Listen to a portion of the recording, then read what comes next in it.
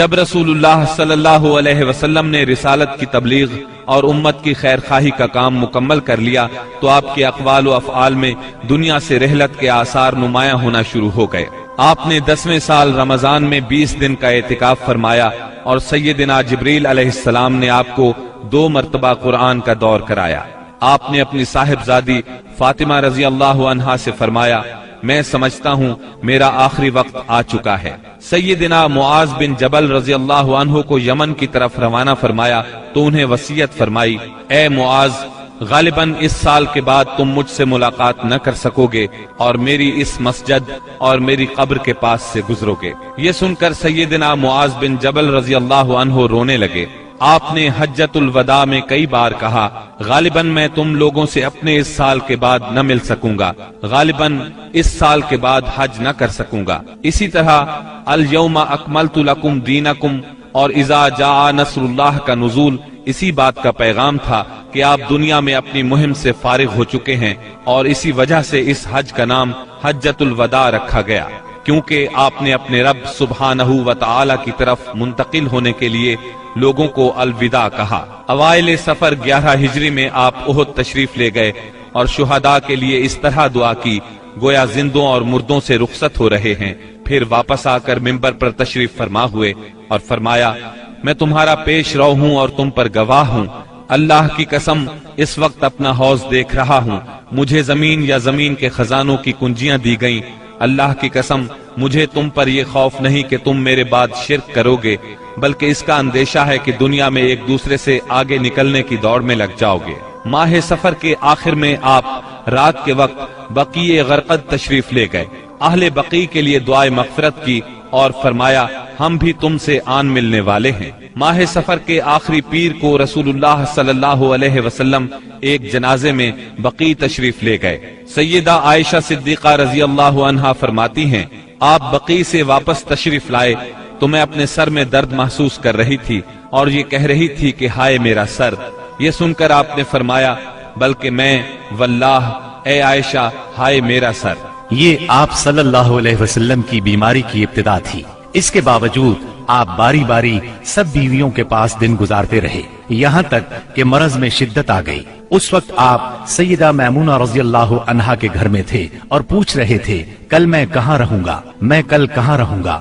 مطلب یہ تھا کہ مجھے سیدہ عائشہ رضی اللہ عنہا کے ہاں رہنے دیا جائے۔ چنانچہ ازواج مطہرات نے اجازت دے دی کہ آپ جہاں چاہیں رہیں۔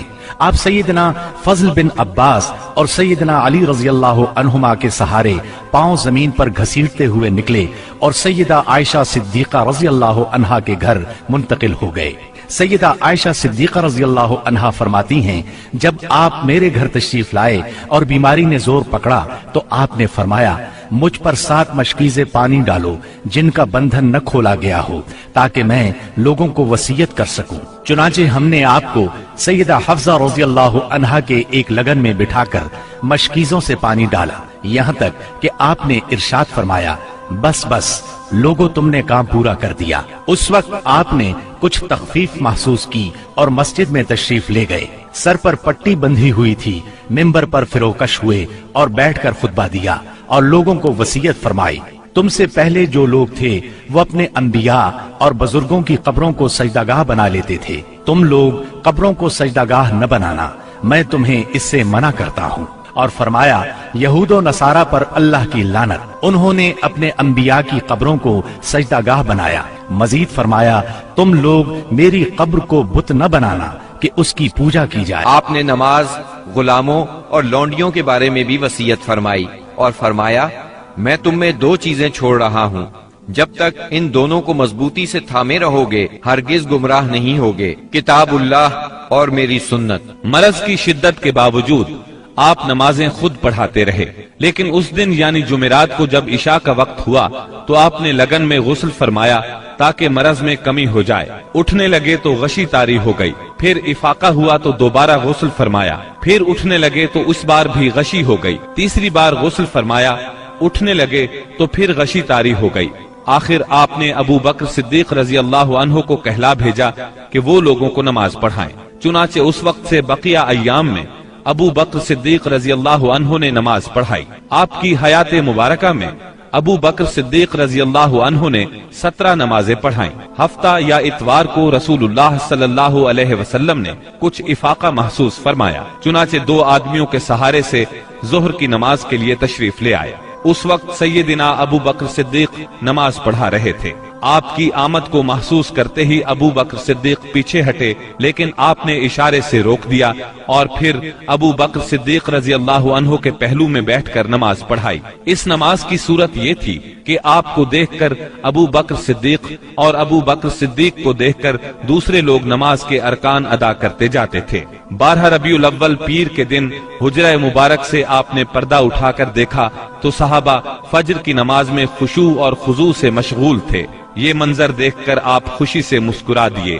مسلسل علالت کے باعث کمزوری بہت ہو گئی تھی۔ سیدہ عائشہ صدیقہ رضی اللہ عنہا کا سہارا لے کر لیٹ گئے۔ اسی روز یا اسی ہفتے میں کسی روز آپ نے سیدہ فاطمہ رضی اللہ عنہا کو بلایا اور کچھ سرگوشی کی۔ وہ سن کر رونے لگی، پھر کچھ سرگوشی کی تو وہ ہنسنے لگی۔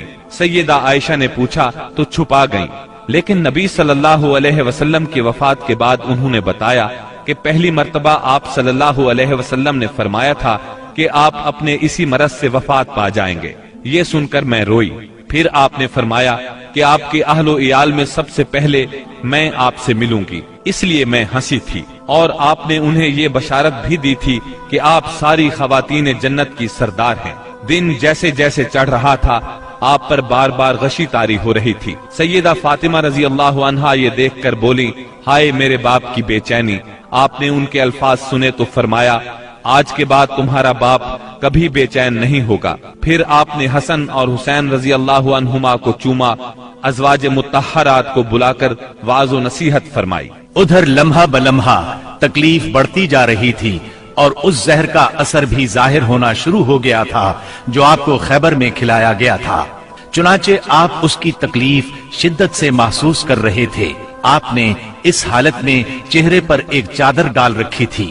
جب سانس پھولنے لگتا تو چادر چہرے سے ہٹا دیتے۔ اس حالت میں بھی آپ نے فرمایا، یہود و نصارہ پر اللہ کی لعنت، انہوں نے اپنے انبیاء کی قبروں کو سجدہ گاہ بنایا۔ مطلب یہ تھا کہ تم ایسے کام نہ کرنا۔ آپ نے ان لمحات میں یہ وصیت بھی فرمائی، سرزمین عرب میں 2 دین باقی نہ رہنے دیے جائیں۔ یہ آخری وصیت تھی جو آپ نے لوگوں کو فرمائی۔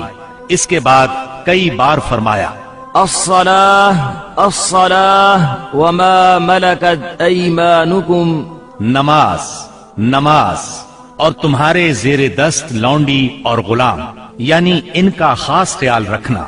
پھر نزا کی حالت شروع ہو گئی۔ سیدہ عائشہ رضی اللہ عنہا نے آپ کو اپنے سینے اور گلے کے درمیان سہارا دیا۔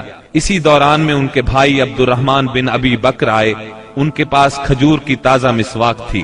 رسول اللہ صلی اللہ علیہ وسلم مسواک کی طرف دیکھنے لگے۔